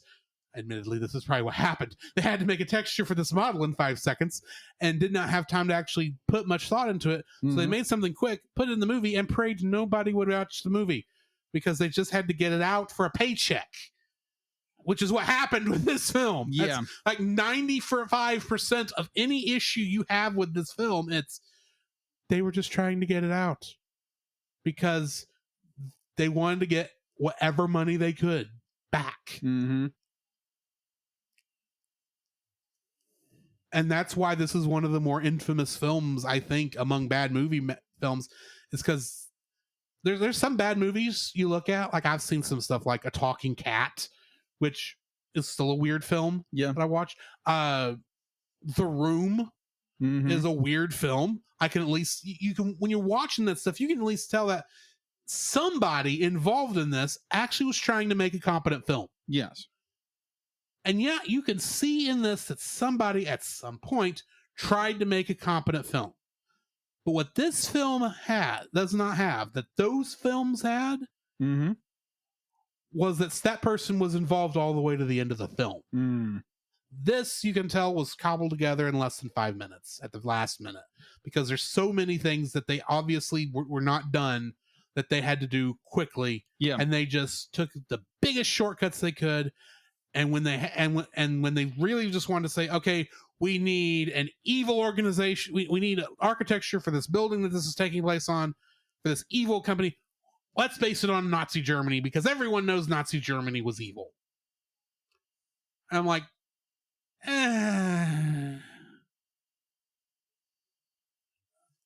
you hate to see a film, even a bad film, be treated like this. Yeah. Because this feels like you just watched a two-legged puppy get kicked. That's what watching this film feels like. Yeah. You are watching a two-legged puppy get kicked down the road and cannot do anything to stop it. Yeah. This film is tortured, and I feel bad for everyone who was involved with it. Yeah. Including Lawrence Kasanoff, the director and writer, even though he's, I think, 90% of the problem this film had originally. Yeah, agreed. But even he did not deserve what happened to this film. What's your third dislike? Oh my gosh. My third dislike is just the story is nonsensical in so many ways. You have points where it's like, oh, okay, hey, we're doing this. Be like, the story doesn't know where it's going half the time. Be like, you have, it's somewhat of it's got this idea up here, but then it's just so all muddled. And let me do one better. The dialogue in this movie is so horrendous. Oh, yes, this needed a script doctor badly. Yeah, badly. And I don't know if they just they took lines that these actors, they had to have done that. They had to have all these lines had to have been recorded back in 2002. They were, yeah. And they took the best takes they could to match the animation. And in some cases, that's some weird choices. Yeah, exactly. Especially Lieutenant X's outgoing line. I think I wet myself. It feels kind of nice. Or anything the gay bat said. Yes. Now, that was creepy. He was creepy no matter what, but it really did feel like they didn't even bother to try and level out any of the audio. No, they didn't. Half the time it felt like someone just threw these things in together, and if there was any difference in the audio, oh well. Yeah. Anyway, sorry. Yeah, it's like it's a good point. The be like I do better audio editing than this movie did, and I'm an amateur. They obviously you have audio that they did originally with the cast, and they just took random lines and didn't care what kind of take it was, because you have some lines where it's Charlie Sheen, who is a very well-known actor who's very good at what he did, yes, and still does to an extent, but it sounds like they took the worst line they could and just made it work with the lip flap of whatever lip flap they had and just stuck it. This movie sounds terrible. Mm-hmm. And not to mention all the all the effects in this movie are abysmal to every single frame. Mm-hmm. Like I'm sitting here getting sick watching it. Yeah. Literally every single frame. I'm sitting there watching and like, oh my gosh, I'm getting motion sickness or blur vision or some. Don't even get me started on the freaking backgrounds. The backgrounds, I wasn't. the backgrounds are simply just plain. They're plain Jane. There's no movement, no kinetic energy to them. It's literally you just pan through and oh gosh, just thinking about this movie again, it just makes me want to just lose my lunch. Yeah, it's that kind of film. It is so horrendously terrible, and I would wonder. My thoughts go to if they would have had the original animation that had not been stolen in 2002, I believe. Yeah, 2002, whenever it was. Yeah, whenever it was. I wonder because watching the original teaser trailer for this, it still looks bad, but it's a whole lot better than what we got. Yeah, and I bet it is. Oh my gosh, it has to be. It has to be. It is better, but be like, this is a piece of crap. It is a piece of garbage, and don't go watch this film. It's terrible. All right. That brings us to the end of the review. Yeah. Now, I need to ask you a question because for the first time, we are hitting upon something we have not ever talked about in regards to the reviewing of this show. Okay. What is the lowest possible score? Is it 0? Is it 0.5? I would go with 0.5. I rate this film as 0.5. Jeez. This is absolute garbage. To quote a Klingon in Star Trek, Of course. this film should not be hauling garbage. It should be hauled away as garbage. And Scotty would just sit there and say, "You're right." This is atrocious. What was allowed to happen in this film. Like I said, I feel sorry for every single person who worked on this film. Indeed. Because this is just one that it just didn't come together. I enjoyed it for some of the stupidity moments. There are things I giggled at because at some point you just have to laugh at what chaos you're looking at. But when you get right down to it, because I don't know about you, I go into even these bad movie month movies looking for good things. Yeah. I want to like every movie we watch. Okay. Even these that I know are going to be bad. Yeah. I cannot find a thing I liked, honestly, about this film that is just not me throwing it a bone. Correction, not just me throwing it a raisin. I got to keep it in the play of the movie. Sure. I feel sorry for everyone involved. I'm sorry y'all had to work on this. I understand why y'all don't want to put it on your resumes. And I feel really sorry for everyone who has their IMDb has to list this movie. And there was one person I feel very sorry for because this movie was one on his best known for list. Are you freaking kidding me? I'm not, and I can't remember which one it is. And for his sake, I'm glad I don't remember. Oh gosh. It was a he. I know it was a he. Oh, okay. And I don't remember which one it was, but oh my word. This is an absolute piece of filth. Yeah. In terms of quality. It's a train wreck. 0.5. Wow. The lowest score we can give on the show. And if I could go 0.0, I would do it in a heartbeat. Well, my first score before, because I normally try to do a score beforehand, I gave it a 1. And then we get to the very end of this movie. I am absolutely disgusted with this film. And when you want to discuss, be like ranking, it's there. It's at the bottom, 0.5. This is a absolutely disgusting train wreck that has plowed into the manure.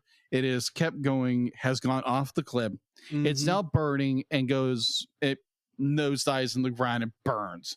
This is a terrible, terrible movie. And I agree. Any recommendation? There is no recommendation. Only watch this film if you want to see how bad it truly can get. Yeah, exactly. And the thing is, this could have been a decent movie. It could have been. Yeah. It just was never given the chance. No, it wasn't. In production. Agreed. It really worries me that the next film we're reviewing, Titanic, The Legend Goes On, which for some reason has a rapping dog in the middle of it, is probably a better film than this one. Ugh. Only because it's stealing from better films, from what I understand. But we'll get there when we get there. Now, we both need a palate cleanser. Oh, yes. So let's jump into Rapunzel's Tangled Adventure as we get to talk about two very good episodes. Yeah.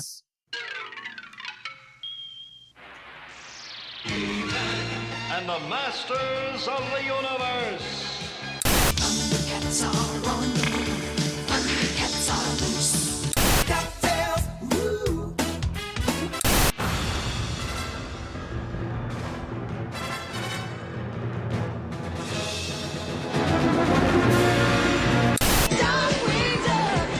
Let's get dangerous.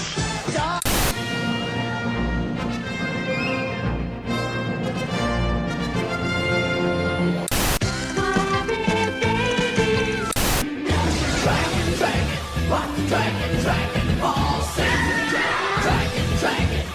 Dragon, come get me.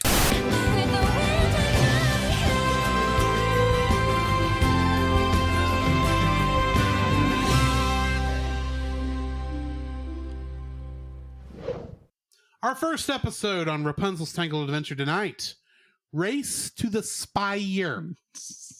Directed by Philip Pignotti and written by Jeremy Shipp.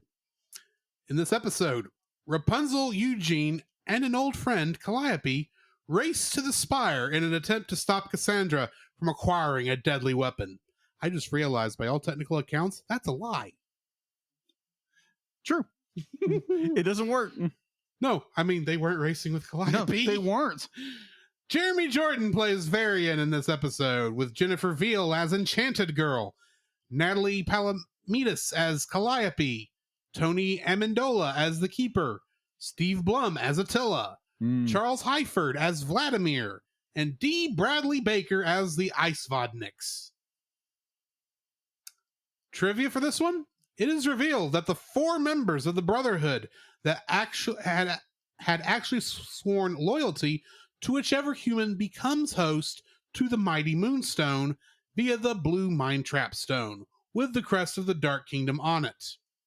Also, Princess Aurora's spinning wheel can be seen on the wall of ancient artifacts inside the Spire, as well as King Arthur's sword in the rock. The stone, actually, is also on the wall. Which means, I guess, those are now canon? I guess. Which means, considering that Flynn Rider picks out the sword and the stone, but is it does he something... the next King of England? That's scary. Well, he is a prince. Sorry, Charles. Sorry, Charles. Oh, jeez. Sorry, Charlie. I'm sorry. That is horribly mean and insensitive of me. Yeah. Since the passing of the Queen Elizabeth II. Anyway. Yeah. Oh, gosh. I actually loved this episode. I did too. Oh, my gosh. It is such a breath of fresh air when it comes to what we just reviewed with Food Fight. Yes. Now, let me ask you this. When you originally watched this episode, I don't know if that was for this or was previous to this, at what point did you realize that that was not Calliope? I think it was probably within a couple of minutes. I was like, wait, something's off. she was doing a decent job of playing the character. And I was like, I knew there was something wrong, even from the hellos. But I think what more threw me off was, why would Calliope run out onto the ice at all? Why would anyone run out onto, as scared as Varian was at this lock? Why would she have come out here? Because she should know much better of what's out here. Also, I'm kind of wish the Ice Vodniks had been Wendigos, because that would have been cool. But anyway. So yeah, I knew there was something off the minute I saw her on the ice. I didn't think about Enchanted Girl wielding a boomerang, but that kind of made sense. Yeah. I did leave out one very important piece of trivia. I just realized. Yeah. It is finally revealed what I have been claiming since she first appeared. Yeah. In the last episode of first episode of season 3. Enchanted Girl is indeed Xantiri, the villain, the main villain of this. And Xantiri, of course, does not have Cassandra's best interests at heart. She's pulling the strings. Oh, very much so. And it's very much more obvious in the next episode. Oh, yeah. Easy. But she is definitely pulling the strings. Now, when she activates the mind trap. This is not MCU, so it's the mind trap, not the mind stone. Exactly. We only actually see 3 people affected. We see the guy from Rapunzel and the Great Tree. Yes. I can't remember his name. Yeah. Adira, which we kind of knew was an issue. Yeah. And Varian's dad. Yeah. Kieran. Isn't the 4th one Eugene's dad? No, King. that's I mean, like he's the king, so their loyalty is to the king. Their loyalty is, they all though said this vow to the Brotherhood, said to the Moonstone, and isn't he the leader of the Brotherhood? Technically yes, but I think they kind of just went around it. Well, then let me ask you this: if this spoils anything, do they ever show a different member? Not because they do say 4 members, but we only see 3 in this. I honestly, right now, I don't remember. Okay, that's fair. I don't want you to spoil anything, but it's like if there is another person that's going to show up at the last minute, that would be kind of interesting. But at the same time, I'm thinking the entire time I was watching, I actually didn't think about Kieran, and until he showed up, I actually thought, oh no, they're going to have to fight Eugene's dad. Yeah. Because he's got to be one of the people, and they go, Kieran's like, oh, Varian's going to be pissed again. Hopefully this time he won't leave the kingdom in ruins. But, yeah, this was a very good episode. It was. I especially like how, and I'll let you get to your thoughts in a minute.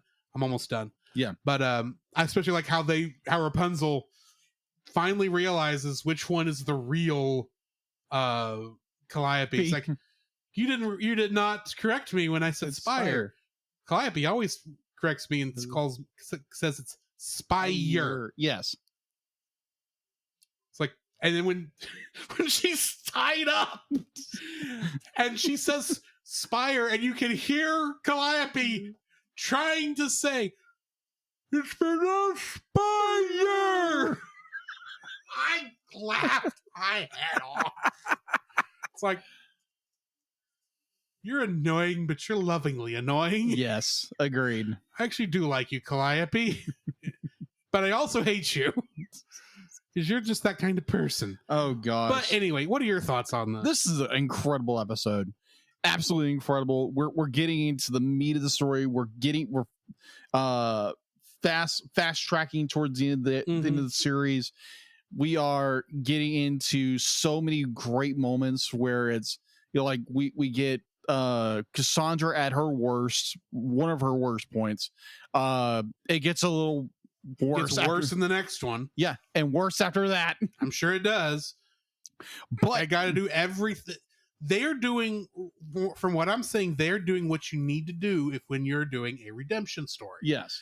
you've got to get them so far to the edge of when redemption is possible, so that the redemption, when it occurs, granted, I'm assuming it's going to occur, because that's just kind of feels where this is going to have to go. The redemption is a far stronger, far more powerful redemption than if she just got redeemed in like the second episode. They're doing a good job of having Cassandra's sins get worse and worse, so that when they finally forgive her, and she actually and she understands, and she actually gets redeemed, it's actually a far stronger emotional hit.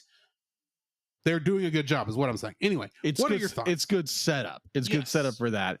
This is, oh my gosh, but like we get the return to Spire, we get the return of Calliope, and she sends it to all people, to Rapunzel, is like, don't come here. Be like, hey, here's the key. What does Rapunzel do? Oh, we got to save Calliope. And of course, Eugene is like, really? We got to go save her? Yeah. It's like, okay, you do. And it's very well done. You get the pinnacle of what Cassandra has become as a villain. You get more of, it's like, ooh, this is where they're going. Be like, we get the reveal at the very end of the episode where Zentiri finally reveals herself to Rapunzel, and oh my gosh, it is. There again, you nailed it on the head. I'm thinking I'm probably like a couple episodes in watching this for the first time. I'm like, something is really off with this character. She's probably the main villain. I was right, but I didn't nail it the first time I saw her. But this, it's because I know my genre fiction. Yes. And it's just, you bring this character up, you have her be the reason another character turns evil. There's only one person it could be. Yeah. Unless you're just going to have it be like a fourth person. It's like, really? But anyway. Yeah. But this is a very well done, very well executed, how they jump the story off with Calliope talking with her mentor, which it turns out to be Cassandra. Yeah. And then you get where Calliope is helping Rapunzel and Eugene, and it turns out to be the Enchanted Girl, aka Zentiri. Yeah. And it's just so well done. We are talking good story here, good story arcs, and oh my gosh, like, dude, it gets better and better beyond this, and it's so good. But I'm glad we have this to offset Bad Movie Month. Yes. Like, dude, we are not even close to like one of the best episodes. I think this is the episode after the next episode we're reviewing. After Flynn Poster? Yeah. Flynn Poster's the next one after. Yeah, you have Flynn Poster, and then you have the next episode after that, I think. I could be wrong. Okay. But it just gets better and better and better. No, correction, I'm sorry. I'm there again, swapping episodes. And yeah, like, this story just gets good, better and better and better as it goes on. So yeah, this is a good episode and a good palate cleanser. Yes. There's one other thing I want to talk about before we move on to the next episode. And that is, I think we get what has been so far Rapunzel's best character moment in the show. And that's when she goes back to save the Ice Vodniks. Oh yeah, of course. Now, granted, it's a good story beat here because it shows Zentiri her biggest weakness, in that she is willing to help others, and she will do whatever she can to help others. Zentiri discovers this, about Rapunzel. Yes, that's what I'm trying to say. Okay, but at the same time, this is like the strongest moment, I think, for Rapunzel, because any other time something like this has happened, it's been a comedic point. This is, no, we have to save the Ice Vodniks are in trouble because of something we did. We have to go help them. Yeah. And the thing is, Rapunzel would do this for pretty much anybody. Correct. Including Zentiri. Yeah. I really do believe that, because that's just who this character is. the only person that almost makes her not want to do that is Calliope. Mhm. And yet she saves Calliope multiple times during this episode. Mhm. So the fact that you get the whole thing with the ice, that moment with the ice Vodniks, Mhm. and she saves the last two before they fly off, and they look surprised. Mhm. I think it's like, that's like 9/10 of the show. That's how Rapunzel has made friends, is she's done for others when she didn't need to. Yeah. So yeah, Agreed. I want to get that part out about that, because I still think that is the most blatant and the strongest character moment Rapunzel has had, is when she shows off her selflessness. Yeah. Agreed. To save everybody, even if they didn't deserve it. Right. Agreed. Anyway, next episode, A Tale of Two Sisters. Mm-hmm. Directed by Shane Zalvin and written by Dave Schiff and Jeremy Shipp. When reports surface that Gothel is haunting Cass's childhood home, both Cass and Rapunzel show up to investigate. From this point on, I will be saying that Jennifer Veal is playing Xantiri, no longer Enchanted Girl. Fair. Donna Murphy returns as Mother Gothel. Oh, yes. Hudson DeAndrea as Little Cassandra. Mm-hmm. Parker Bates as Seth. Ramon Hamilton as Kid. And D. Bradley Baker as Bobby Mole. Bobby. The little one. The little mole has a name. Bobby Mole. That is The one that hilarious. was such a pain in the butt through the whole episode. Yep. Has a name. The title is a pun on the Charles Dickens novel, A Tale of Two Cities. Mother Gothel doesn't appear spiritually, but instead is a wax statue and through magic mirrors. Mm-hmm. And Xantiri's ultimate intention in this episode is revealed: to draw the great powers of the reborn Sundrop Flower and Moonstone into herself during the eclipse, thus attaining, and I quote, the greatest power of the heavens itself. Mm. Let's talk Mother Gothel. Oh, gosh. Because, strangely enough, Yeah. Mother Gothel has not had a big role in the series so far. No, it's more like she's there. We show up in the first Pascal episode when they're back in the tower. Yeah. And she actually has a major role in that. She's got a quick line at the beginning of What the Hare, Yeah. back in season 1. Mm-hmm. She's mentioned and teased in that one episode near the end of season 2 Mm-hmm. as one of Xantiri's followers. Yes. And she's had, obviously, being Cassandra's mother, there's been some character moments centered around Cassandra Yeah. dealing with Mother Gothel. This is the first one where Mother Gothel has had a major role, besides the first Pascal one, where she was a major character in it, even though she's barely in the episode. Yeah. She's not in the present. They're only seeing her her moments that were recorded in those magic mirrors.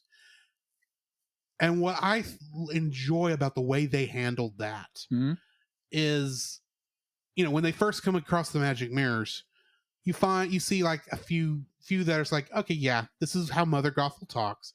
She's very vain. She's very into herself. Mm-hmm. But then there's the one that Xantiri slips into Rapunzel's bag to make it look like Rapunzel was stealing it. And I noticed it was broken when I first saw it, but I didn't know why it was broken. And I'll be honest, I still don't know why, but I'll get to that in a minute. Yeah. But they finally watched that one, and they quit watching it about 3 seconds before the part that really makes you want to hate Mother Gothel. Already? Here's the thing. We all hate Mother Gothel. Yeah. She's a good villain for Rapunzel. Oh, yeah. Because her role as a villain is cemented in the first seconds of Tangled. Oh, yeah. And the fact that she keeps rearing her head, I'm not going to say ugly head because I don't want to make her mad. Of course. And for the most part, except when she's an old lady, she actually looks very good. But yeah, beside the point. Right.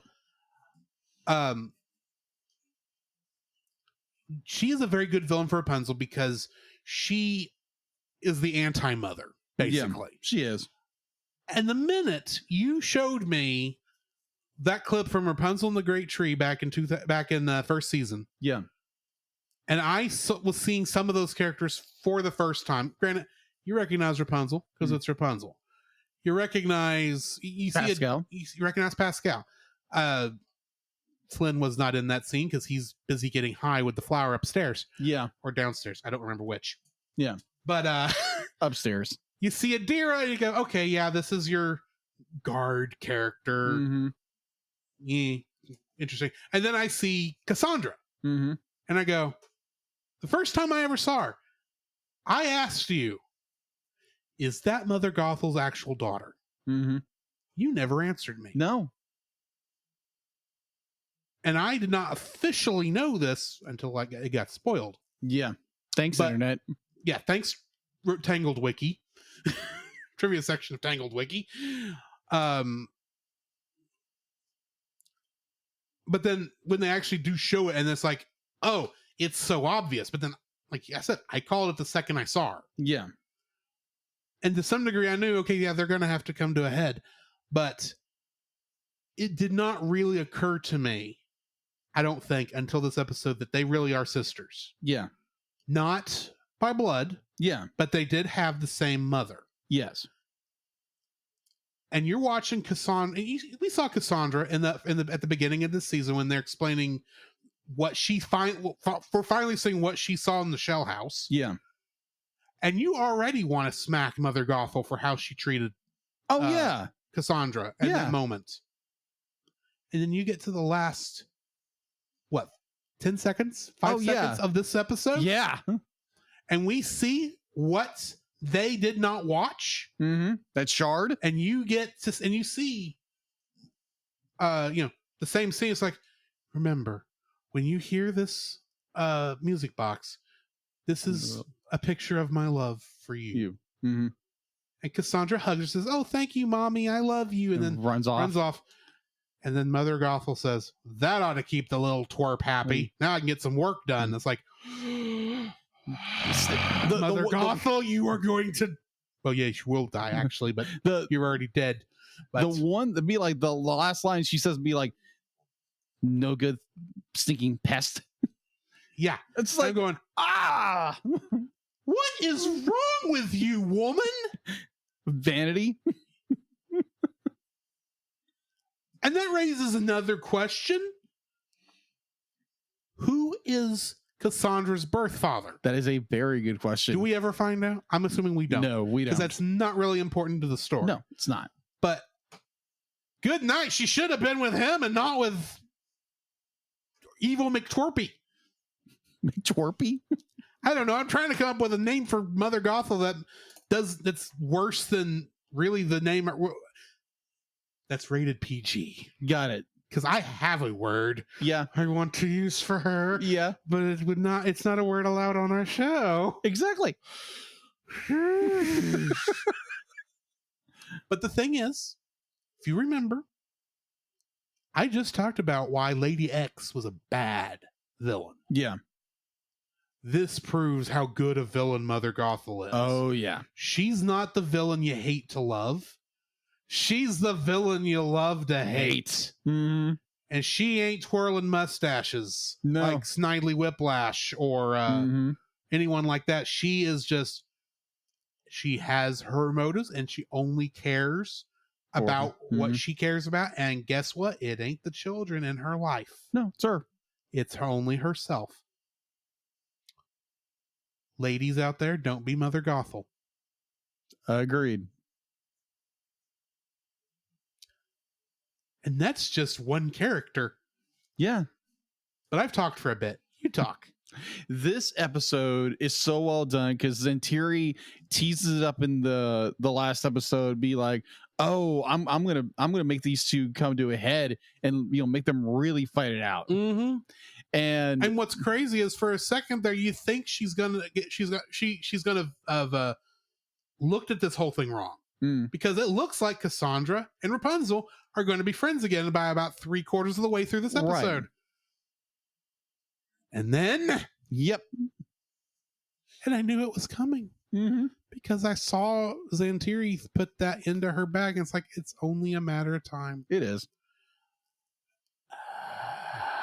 That's what makes Zantiri a good villain. Indeed. Another villain you love to hate. Uh-huh.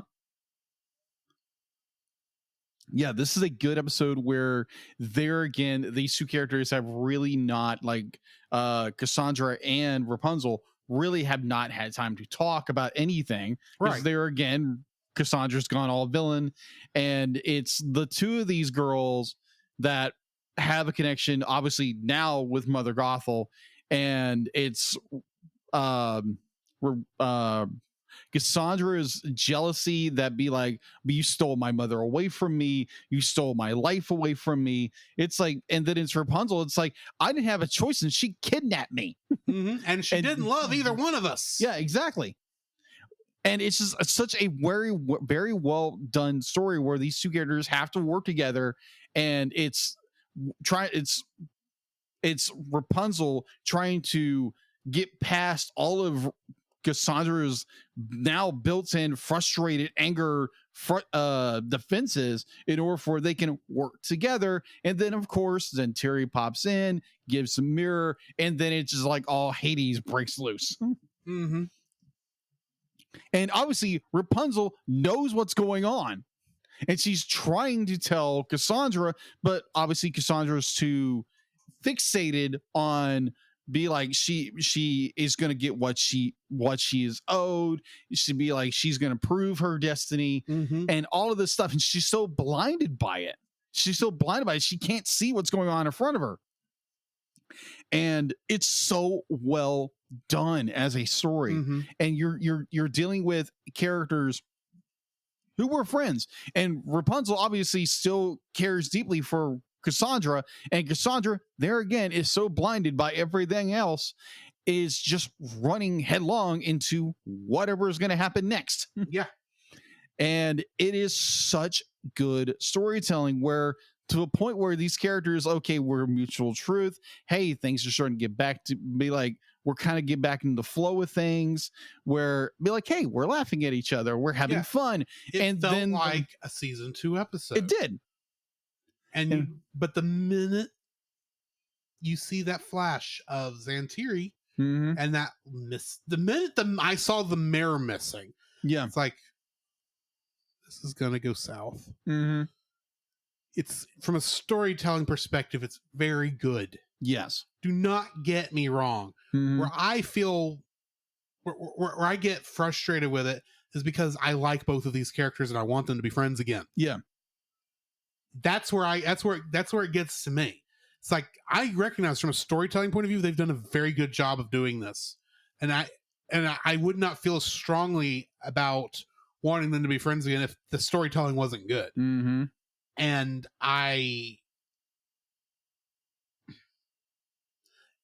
like I said, this is what makes Zantiri a good villain for this series. You love to hate her. Agreed. Because she's obviously a villain who's evil for evil's sake. Granted, she may have more to it than that, but let's be honest, she's a villain for villainy sake. Agreed. That's the whole reason she exists. And yet, you never feel any of the weakness of the bad writing that usually comes from evil for evil's sake villains. Agreed. Usually they're just so simple. It's like, oh, I want world domination. After 10,000 years, I'm free. Except Rita Rapunzel's a good villain anyway. But Zantiri does she's barely even in this episode. She has, what, 4 lines? Yeah. Total. This whole episode. And yet, they're used in such a way where it's like, it has the most impact. Yeah. And the way they worked it in with Mother Gothel, the original villain, and it's like, oh, I hate you both as people. As characters, you're great villains. But as people, I hate you. Next episode. I nearly watched the next episode after this one. Because I am at that point where it's like, I want to finish this now. Yeah. it's not like, oh, I've got to wait till I finished these 2 episodes for this week. That's all I had to watch. It's like, I finished the 2 episodes for this week. I want to watch the next one. Yeah. But I know better. Yeah. Because if I go and watch the rest of it, I will not have I won't be able to talk about it. Yeah. When we get to those episodes. Mm-hmm. So thank you for putting this show on the list and forcing us to actually do this. You are. And forcing us to bring it back. Yeah. Because this show, the 3rd season of the show is so good. Yeah.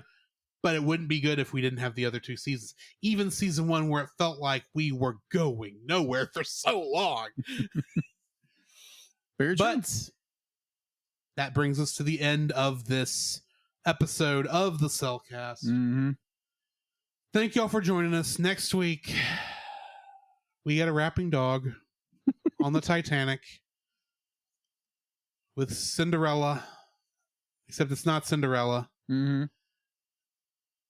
That's somehow also the characters from Titanic, the James Cameron film, and then knockoffs from An American Tale, all in one film in Titanic. The Legend Goes On. And 2 more episodes of Rapunzel's Tangled Adventure. Full Imposter and Once Upon a Handmaid. Okay, so join us next time for those. In the meantime, this has been Drew. This is Jacob. And we'll catch you in the next frame. You can follow Jacob on his Facebook at Jacob B. Heron. His Facebook page, Jacob's Daily Art Corner, where he tries to draw each and every day. His Instagram at Jacob B. Heron. His Twitter at Jacob Heron. And his Letterboxd at Jacob Heron. You can find Drew on Facebook at Drew Dodgen. His Facebook page, Drew's Photo Bin, to see his photography. His Letterboxd page at GGeorge759. His Twitter at GGeorge759. And Instagram at Drew Dodgen. You can like us on Facebook at the Cellcast Podcast, on Twitch at the Cellcast Gaming, on YouTube at Cellcast, on Twitter at cast_cell. The Cellcast can be found at Apple Podcasts, Google Play Podcasts, Stitcher, Spotify, or anywhere else fine podcasts are downloaded from. Please rate and review us where you found us, and also on Podchaser. Email us at thecellcastpodcast@gmail.com. The Cellcast is a proud member of both the Pop Americana and Culture Box media networks. For more information, please see the link in the description. Our theme song is Drop and Roll by Silent Partner. And remember, that's Cell with a single L.